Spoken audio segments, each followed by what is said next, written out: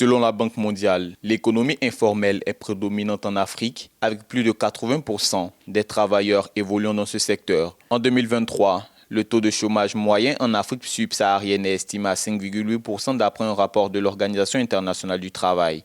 Cependant, une part importante de la main-d'œuvre africaine est sous-employée, révélant des défis significatifs pour l'employabilité sur le continent.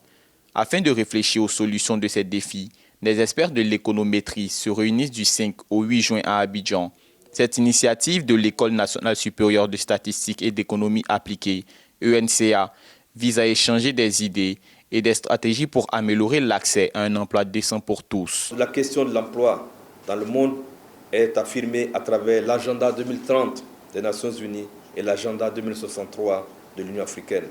Ainsi, le 8e des objectifs de développement durable, ODD, reconnaît l'importance d'une croissance économique soutenue et partagée afin d'offrir à chacun un emploi durable et de qualité. Quant à l'agenda 2063 de l'Union africaine, celui-ci fait de l'emploi l'un des domaines prioritaires dans le processus de transformation structurelle de l'Afrique. Selon l'UNESCO, les jeunes ayant suivi une formation technique et professionnelle ont un taux d'employabilité de 15% supérieur à ceux ayant suivi une éducation générale. En Afrique subsaharienne, seulement 5% des jeunes suivent une formation FTP contre une moyenne mondiale de 10%. Augmenter cette proportion à au moins 10% pourrait significativement améliorer les perspectives d'emploi pour des millions de jeunes. Vous savez, une fois que le gouvernement a mis en place de bonnes écoles publiques, il devrait s'effacer et vous savez, les choses vont probablement mieux.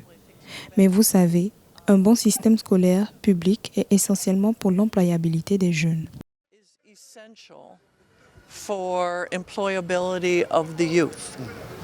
Il est crucial que les programmes scolaires soient en adéquation avec les besoins du marché du travail. Actuellement, près de 50% des employeurs en Afrique déclarent que les diplômés ne possèdent pas les compétences requises pour les postes vacants. Une étude de la Banque mondiale suggère que des programmes intégrant les compétences numériques, entrepreneuriales et techniques spécifiques pourraient réduire ce décalage.